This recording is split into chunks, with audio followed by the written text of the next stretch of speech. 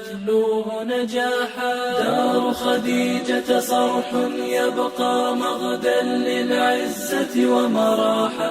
دار خديجة تحكي فخرا ونجاحا يتلوه نجاحا. طيف الفرحة ها قد لاحا أوقد في قلبي مصباحا. يبعث لحن المجد جميلا من دار خديجة صداحا. হে বোন, সভ্যতার উত্থান পতনের এই যুগ সন্ধিক্ষণে দাঁড়িয়ে আজ তোমাকে কিছু কথা বলতে চাই। হৃদয়ের গভীরে প্রথিত কিছু অব্যক্ত বেদনা তোমাকে জানাতে চাই। কিছু হতাশা ও না পাওয়ার গল্প শোনাতে চাই কিছু আশা ও সম্ভাবনার উপাখ্যান। হে বোন, ক্ষণস্থায়ী ও লাঞ্ছনাময় এই পার্থিব সৌন্দর্যে বিমোহিত হয়ে নিজেকে কোথায় ঠেলে দিচ্ছ? চিরস্থায়ী সুখের জান্নাতের নেয়ামতরাজির কথা এত সকালেই ভুলে গেছ? চটকদার কিছু সস্তা কথায় সম্মান ও সত্যিকারের স্বাধীনতার সেই আবাসের কথা তোমার স্মৃতিপট থেকে এত তাড়াতাড়ি মুছে ফেলেছ। অথচ তুমিই হলে উম্মতের মেরুদণ্ড। তোমার সৃষ্টিকর্তা তোমাকে জ্ঞানের সৌন্দর্যে সুশোভিত করে দুনিয়াতে পাঠিয়েছেন। তোমাকে ভালো মন্দের মাঝে পার্থক্য করার মতো সামর্থ্য তিনি দিয়েছেন। কোনটি উপকারী কোনটি ধ্বংসাত্মক তা বুঝার মতো আকল তোমার মহিমান্বিত স্রষ্টা তোমাকে দান করেছেন, যেন তুমি ভালো ও মন্দের মাঝে পার্থক্য করতে পারো। আল্লাহ প্রদত্ত বিবেক কাজে লাগিয়ে কোনটি উপকারী ও কোনটি ধ্বংসাত্মক তা বুঝতে সক্ষম হও। কিন্তু অত্যন্ত পরিতাপ ও আফসোসের বিষয় হচ্ছে, আল্লাহ প্রদত্ত বিবেক বুদ্ধি হারিয়ে আজ তুমি কোন এক অজানা গন্তব্যের দিকে ছুটে চলছ। জ্ঞানের দৈন্যদশায় নিপতিত হয়ে বল্গাহারা তুমি আজ কোথায় ছুটে চলছ? প্রিয় বোন, তোমার স্রষ্টা তো তোমাকে ঝিনুকে লুকানো মুক্তোর মতো দামি করে বানিয়েছেন। সস্তা বা মূল্যহীন কোনো প্রদর্শনের বস্তু করে বানাননি। তোমাকে কারো জন্য চক্ষু শীতলকারী হিসেবে বানিয়েছেন, লালসার সামগ্রী হিসেবে প্রদর্শিত হবার জন্য বানাননি।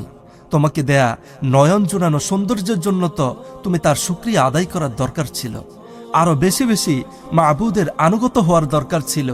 বেশি বেশি তার ইবাদতের মাধ্যমে তার নৈকট্য লাভের কথা ছিল।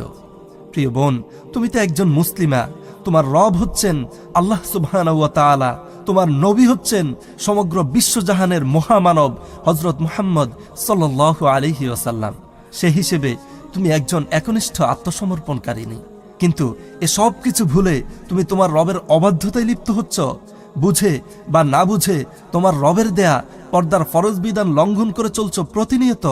অথচ পর্দার ব্যাপারে মহান আল্লাহ তাআলা সূরা নূরে ইরশাদ করেন, ওয়াকুল্লিল মুমিনাতি ইয়াগদুদনা মিন আবসারিহিন্না ওয়া ইয়াহফাজনা ফুরুজাহুন্না ওয়া লা ইউবদিনা যিনাতাহুন্না ইল্লা মা যাহারা মিনহা। হে নবী, মুমিন নারীদেরকে বলুন তারা যেন স্বীয় দৃষ্টিকে সংযত রাখে, লজ্জাস্থানকে হেফাজত করে এবং তারা যেন যা সাধারণত প্রকাশ থাকে তাছাড়া নিজেদের সৌন্দর্য প্রদর্শন না করে। হে বোন, এই আয়াতে কারিমাতে তোমাকে তোমার দৃষ্টি নিচু রাখার জন্য বলা হয়েছে। তোমাকে দেয়া আল্লাহ প্রদত্ত সে নিয়ামতের সৌন্দর্যকে যেন তুমি গোপন করে রাখো, সে সম্পর্কে তোমাকে নির্দেশ দেওয়া হচ্ছে। প্রিয় বোন, বলো তো আমায়, তোমার কাছে আজকের এই জামানায় সফলতার সংজ্ঞা কি? স্বাধীনভাবে ঘুরে বেড়ানো, নীতিনৈতিকতার তোয়াক্কা না করে অবাধ ফ্রি মিক্সিং, ইজ্জত ও সম্মানের ধারক পর্দাকে ছুঁড়ে ফেলা, নাকি স্বনির্ভরতার নাম দিয়ে চাকরির নাম দিয়ে জীবনের সোনালী সময়টাকে বিনষ্ট করে সকাল থেকে সন্ধ্যা অন্যের গোলামি করে যাওয়া? তবে সভ্যতার সংকটে আপতিত ও নৈতিকতার জ্ঞানে মিসকিন পশ্চিমা সাদা চামড়ার কুকুরগুলোর শিখিয়ে দেওয়া তথাকথিত নারী স্বাধীনতার সস্তা বলেই কি তোমার কাছে সফলতা? অথচ তোমার রব তোমাকে তার দিকে ফিরে যেতে বলছেন। তোমার যাবতীয় চাওয়া পাওয়া ও চাহিদা তার দিকে সম্বন্ধযুক্ত করতে বলছেন।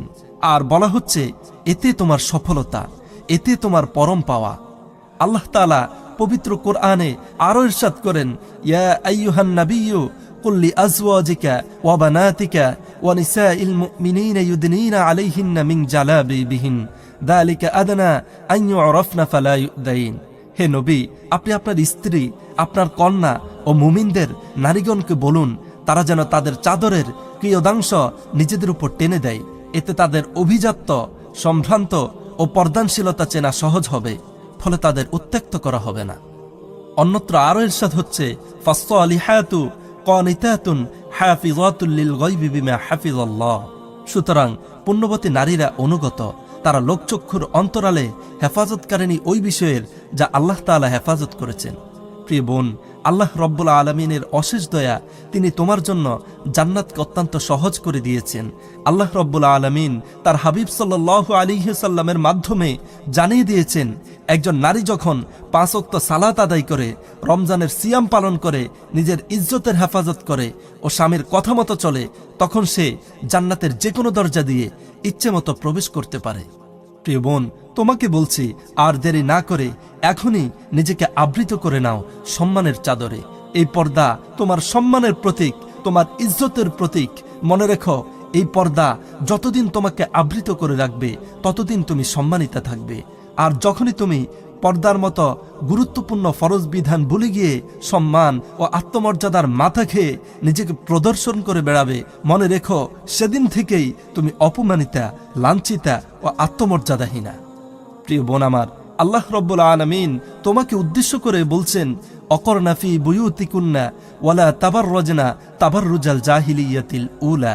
আর তোমরা নিজ গৃহে অবস্থান করবে এবং জাহিলি যুগের মতো সৌন্দর্য প্রদর্শন করে বেড়াবে না। হে বোন আমার, আজ এত সুন্দর ও শান্ত পরিবেশে থেকেও তুমি তোমার পর্দার মতো ফরজ বিধান লঙ্ঘন করে চলছো প্রতিনিয়ত। টিভির পর্দার বেশ্যা মডেলদের দেখে তুমি কি তোমার পরিচয় ভুলে গিয়েছ? হে প্রিয় বোন, তুমি ভুলে যেও না, তোমাকেও একদিন দাঁড়াতে হবে সেই মহান রব্বুল আলামিনের দরবারে। সিরিয়া, ফিলিস্তিন, কাশ্মীর, আরাকান ও আফ্রিকার সেই বোনদের এই কঠিন বিপর্যয়ের মুখে থেকেও পর্দার বিধান রক্ষা করে যাওয়া তোমার জন্য তোমার হিসাবকে সেদিন অনেক কঠিন করে দিবে। সেই বোনটিও তোমার সামনে উপস্থিত থাকবে যে বিমান হামলায় বিধ্বস্ত বাড়ির ধ্বংসস্তূপের নিচে চাপা পড়ে থাকা অবস্থায়ও সাংবাদিককে ফরিয়াদ করে বলেছিল, প্লিজ আঙ্কেল, আমাদের ছবি তুলবেন না, আমি এখন হিজাব পরিহিতা নয়। প্রিয় বোন, কি জবাব দেবে তখন? বলো, সেদিন কোন যুক্তি তোমাকে তোমার মহান রবের পাকড়াও থেকে রক্ষা করবে? হে প্রিয় বোন, এখনো সময় আছে, ফিরে এসো মহান রব্বুল আলামিনের দেখানো পথে এবং তার হেদায়েতের আলোতে নিজেকে আলোকিত করে নাও। গভীর রজনীতে দুহাত তুলে অতীতের ভুলের জন্য অনুশোচনা করো, রোনাজারি করে তার নিকট আত্মসমর্পণ করো। বস্তুবাদী দুনিয়ার রঙিন চশমা ছুঁড়ে ফেলে আজই ছুটে আসো হেদায়েত প্রাপ্তদের দলে। আবারও বলছি, ভুলে যেও না যে হিজাব তুমি আজ গায়ে জড়ানোকে অনীহা প্রকাশ করছো, একদিন তোমাকেও সেই হিজাবে তোমার অনিচ্ছা সত্ত্বেও জড়িয়ে নেওয়া হবে। মৃত্যুর ফেরেশতা মালাকুল মাউত আসার দিনই যেন তোমার হিজাব পড়ার প্রথম দিন না হয়। মৃত্যুর ফেরেশতা মালাকুল মাউত আসার দিনই যেন তোমার হিজাব পড়ার প্রথম দিন না হয়। محمد صلوا